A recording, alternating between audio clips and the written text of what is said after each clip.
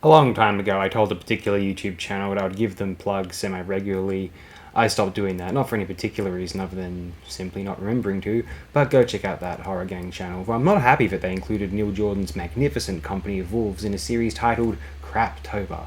I will choose to practice forgiveness as the Catholic faith encourages. The Black Cat, we're only going to be discussing this one briefly.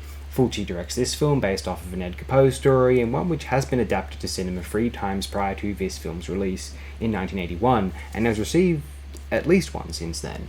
Edgar Ulmer's 1935 film is pretty well known for what it is, a 1941 feature from Albert Rogel less so, a segment in Corman's Tales of Terror may be remembered, and after this one, a 1990 feature known as Two Evil Eyes, which featured 2 segments, one directed by George Romero, the other the illustrious Dario Argento.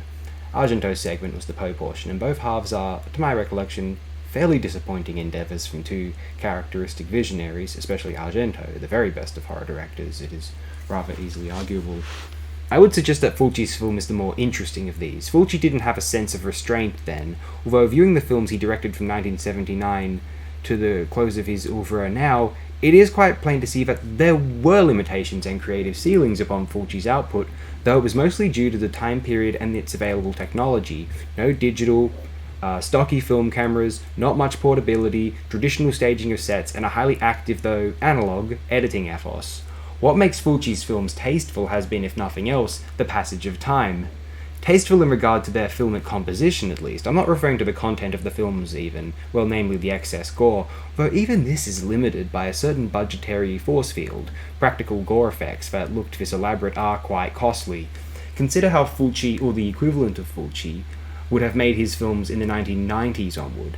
Do consider how the cutting-edge philosophies of editing, digital effects, and contemporary sound design and scoring would have transformed Fulci's films to the point of rendering them unrecognizable or even indistinct.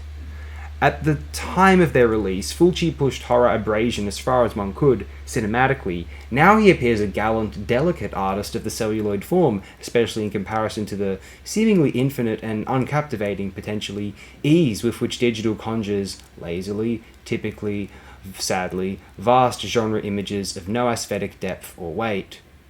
Fulci, operating at a once cutting-edge cinematic philosophy, remains an identifiably singular artist in the medium's history, and one who now can appear to be operating as a more tasteful artist, knowing how much more shoddy and haphazard film technology would enable these kinds of loud, trance-like, nightmarish, surreal horror odysseys to become.